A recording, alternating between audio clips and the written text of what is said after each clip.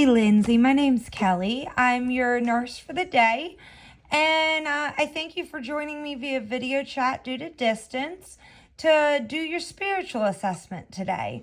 We're going to cover 4 areas with questions, and we're just going to be brief and just get a general idea of where you're at. The first area is going to be your sources of hope. What would you say are sources of support when you're struggling? Or in general, should I say? Honestly, friends and family. Okay. What about sources of help in tough times? If you want honesty, I probably drink more than I should, but I do have several good friends that I know I can talk to about anything, and they kind of level me and help me through times when I may not be thinking as clearly as I should. That's a good way to have a support system with your friends there to talk to. What would you say your spiritual or religious beliefs are? Agnostic at best. Okay. Now the second region falls into organized religion. Do you have any religious affiliations? No. Is there any importance in this to you as far as why you don't?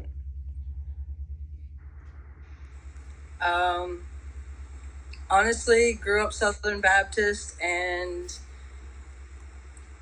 the people involved in organized religion are what made me not want to participate in organized religion. I don't support it, and I don't care who does. I will support them in whatever way possible, but for me, it's just not my thing.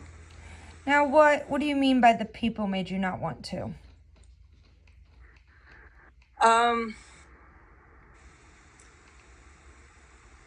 The people involved in organized religion, a lot of them are hypocrites. They will show you one face when you're in church, and then they are the first people to stab you in the back and judge you as soon as they're not in church anymore.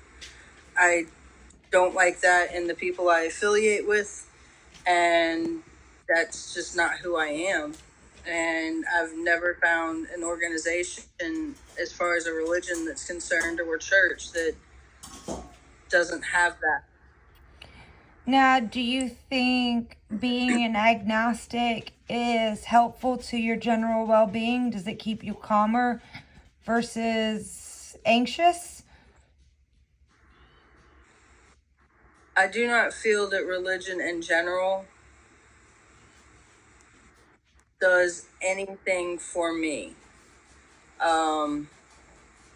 As far as like believing in a higher power and believing that they're going to carry me through hard times, that's not a thing for me. I believe in pulling yourself up by your bootstraps, calling your friend ugly crying, and getting through the mess. That makes sense. As far as your personal beliefs, you said you don't really believe in a higher power such as God. What would you say your beliefs and practices beyond what is from religion would be? You mentioned pulling yourself up by the bootstraps. Anything else? I mean, in general, just be a good person. Some of the things that religion teaches you aren't bad. Be a good person. Be nice to people. Don't judge other people. Things like that. Just be decent. Be a decent human. Okay. What would you say are your most helpful personal practices?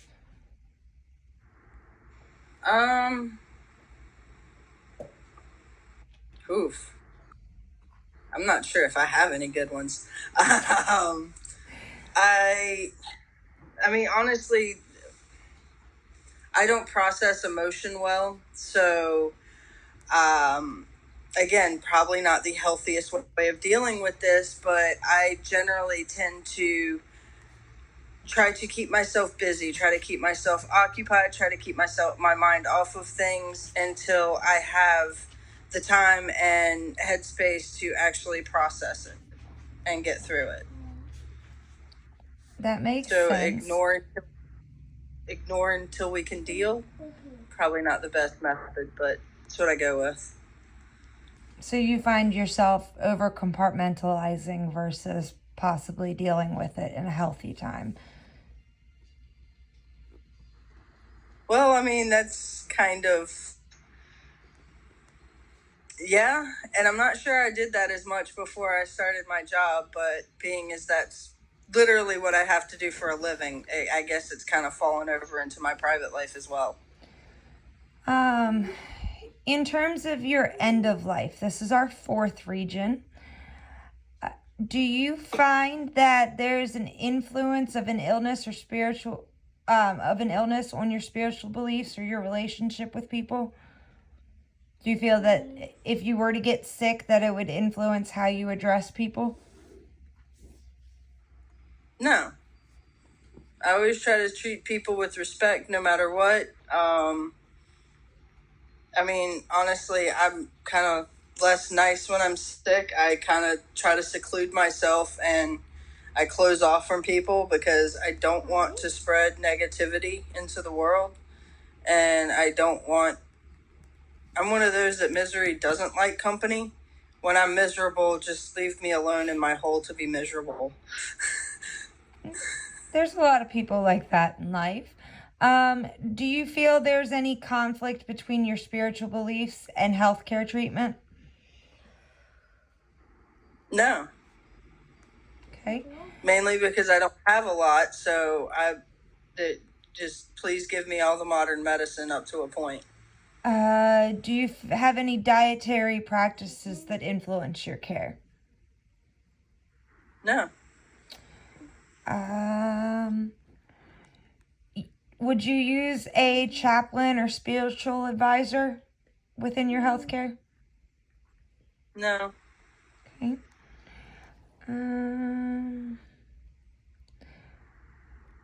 What would you say is one of your problem statements, I guess? Do you feel like there's anything that would be an issue within your life that would hinder your health care? Oh, there's a lot of those, but they're mostly my things. They're not of a religious or spiritual belief, but I sleep poorly, eat worse, probably drink too much. So, I mean, all of those things negatively impact my health care. I'm not sure that's what you mean, though. No, it does. It gives a better idea of who you are as a person and where you're relying on help through things. That's the end of the questions, and I thank you for your time in answering these, and thank you for helping me with my assignment. You are so welcome.